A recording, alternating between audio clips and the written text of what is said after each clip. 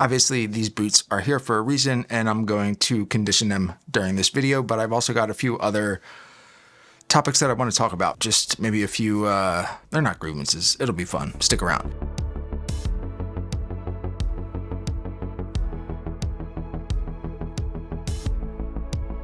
Throughout the video, I'm going to condition this pair of boots, but I'm just going to kind of share some of my recent thoughts about some of my own experiences in the shoe community. This is a pair of clinch engineer boots in a brown overdyed horse butt leather. This is a boot made by Brass Tokyo. It's a 100% handmade, hand welded engineer boot. Let's go ahead and actually get started with this.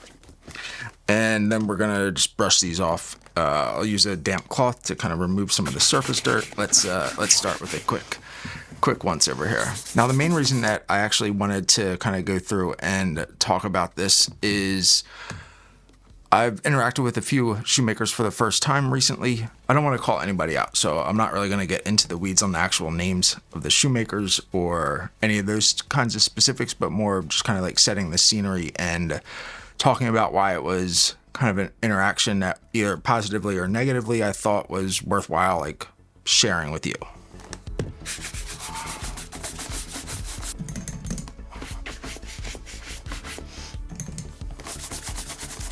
The only reason that I put some water on the brush when I'm kind of doing the cleaning routine, as well as like kind of shining them up towards the end, just the same reason that you would use like a damp cloth to wipe them off. It's just the tool that you're using is the brush instead of the cloth.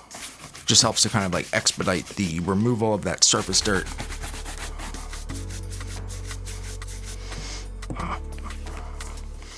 And we're done. I'm just kidding. Let's get started.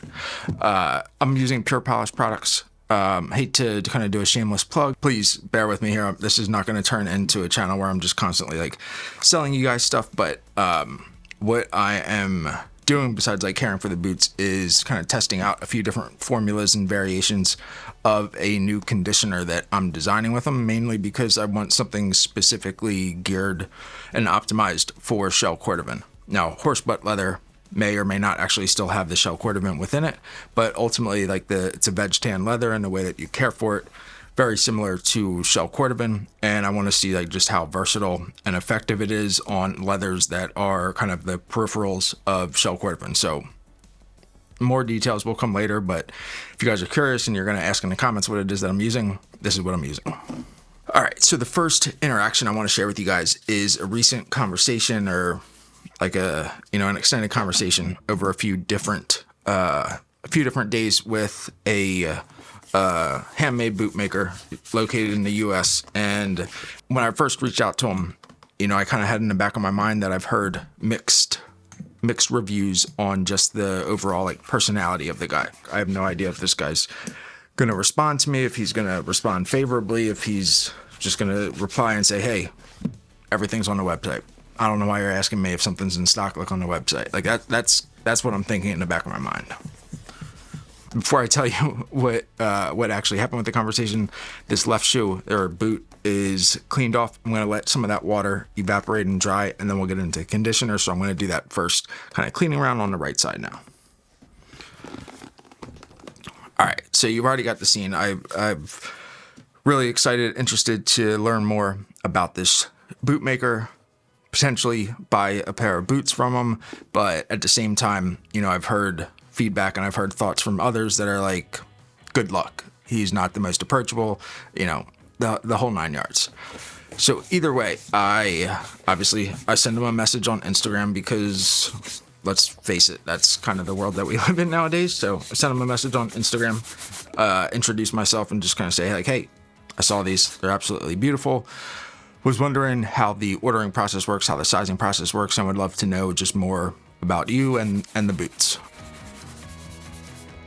To my surprise, he actually responded very quickly. I don't know exactly how long it was, but within an hour, and couldn't have been more approachable to start. Hey, thanks for the message. Let me know like what pair it was that you were talking about. I have a few different pairs in stock. Actually, now I'm you know, kind of taking orders and everything else has a bit of a wait time, but let me know what it was that you were interested in and what you were looking at. Essentially, I just sent him a picture for the post that had like prompted me to reach out to him, because that was the boot that I was talking about. And he actually had a pair of those in my size. Just let me know if you want them, and so on and so on. I'm going to kind of hold off on, you know, whether or not I decided to buy them.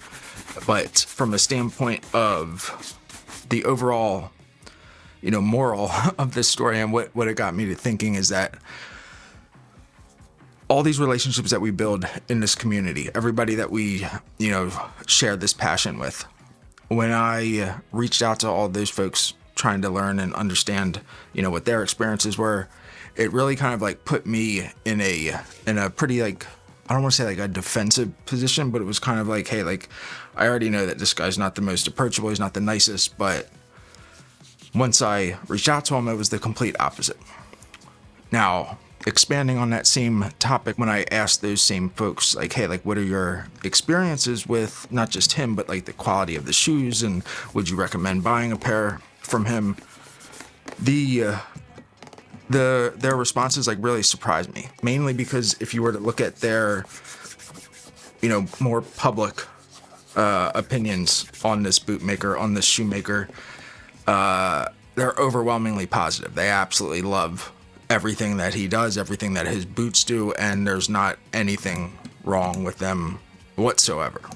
So I'm thinking like, hey, like, yeah, there's probably going to be kind of a mixed bag of like, oh, sizing is a little bit weird, the process takes a long time, you know, etc. Like, you know, I didn't have a great experience, but the boots are fantastic. Like, you know, the whole gamut of experiences there.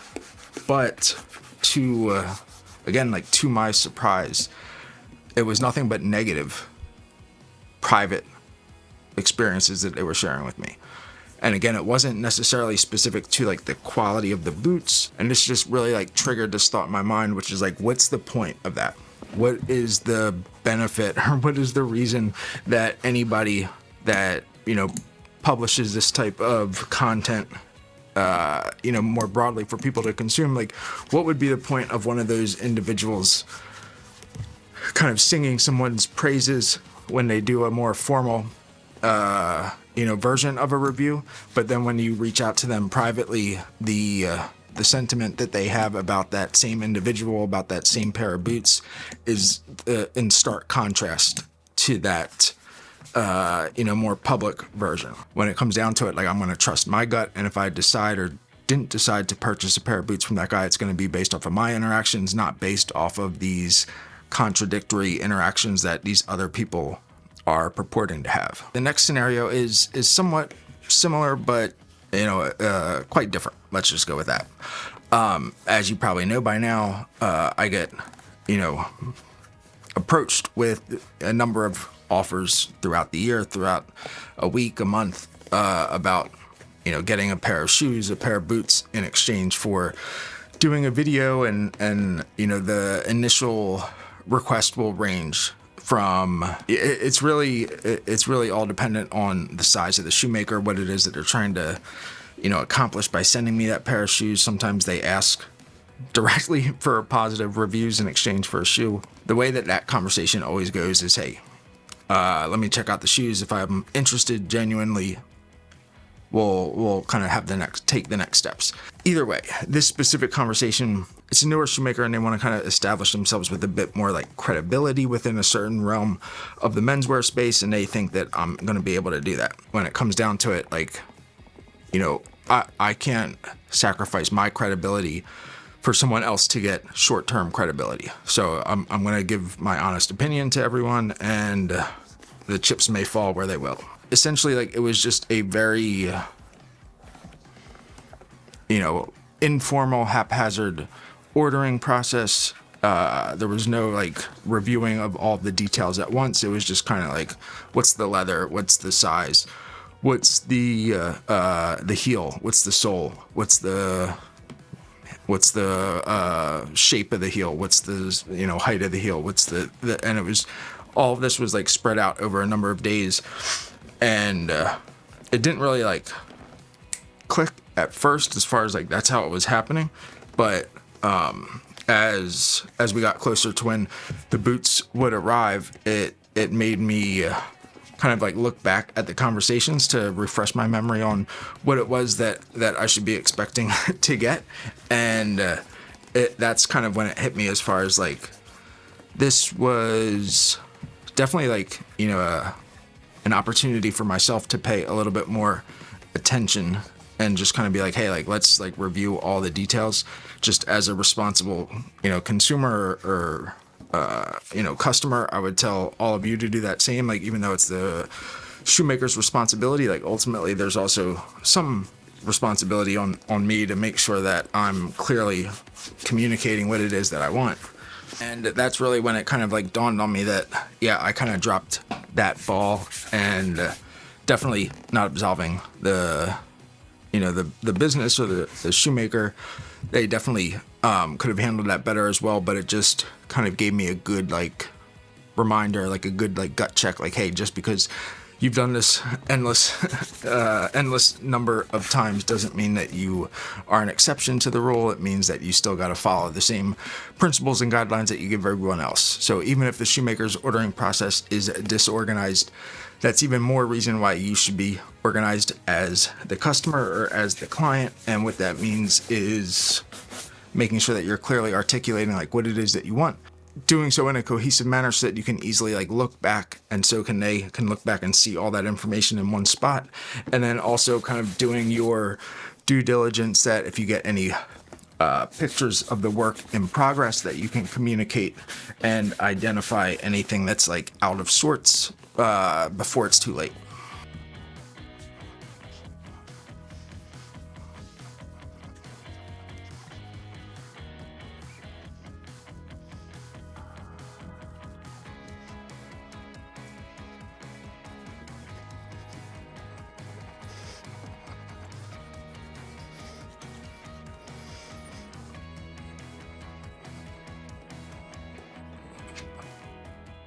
As we wrap up, finish the conditioning, let these dry, brush them up.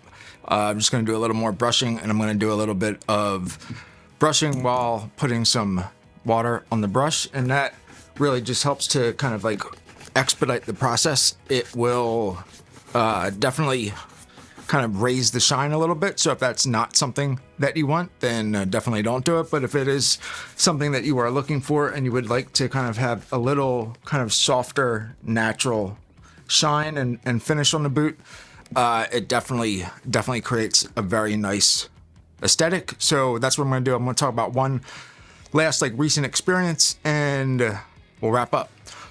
This experience is, I was talking to like a fellow boot shoe enthusiast, and we were kind of talking about like how long does it take to get a pair of like made to order or made to measure, or just like a regular order. You know, how long does it take to get? Now, when I first started collecting shoes and boots, like the longer the wait time, it kind of had its own like charm and sense of exclusivity. I didn't really mind waiting 2-3 years because I was like, oh, that's exactly what I want. And, you know, waiting that long kind of has a sense of pride along with it, because it means that not everyone can get it.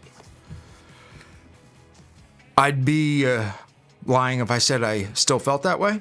So one moment, let me finish some brushing, and I'll talk about my current opinion on the matter.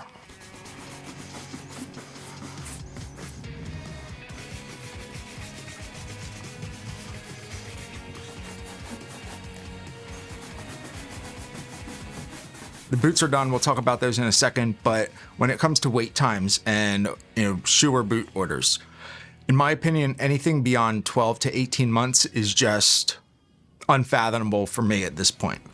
I realize that like full bespoke orders take much longer than that. And I think that's okay because there's reasons for it. There's multiple fittings. There are multiple clients that are in process at the same time. Those shoemakers have to kind of take painstaking detail and attention to detail rather, and it takes a lot of time to analyze what they did the first time, what the additional fitting proved to show, and how they have to really like account for that, and not just say like, you know, it's not wide enough, but if it's if it's tight in the width, is it the actual width or is it something else? So, you know, that's kind of digressed a bit, but that's essentially my opinion, where like the bespoke world, the true bespoke world, is a bit of an exception to the rule, because there's a reason for the wait time. It's not just you have to sit in a backlog or a wait list before you are, you know, blessed enough to get that shoemaker's time. That's not really it with the bespoke order.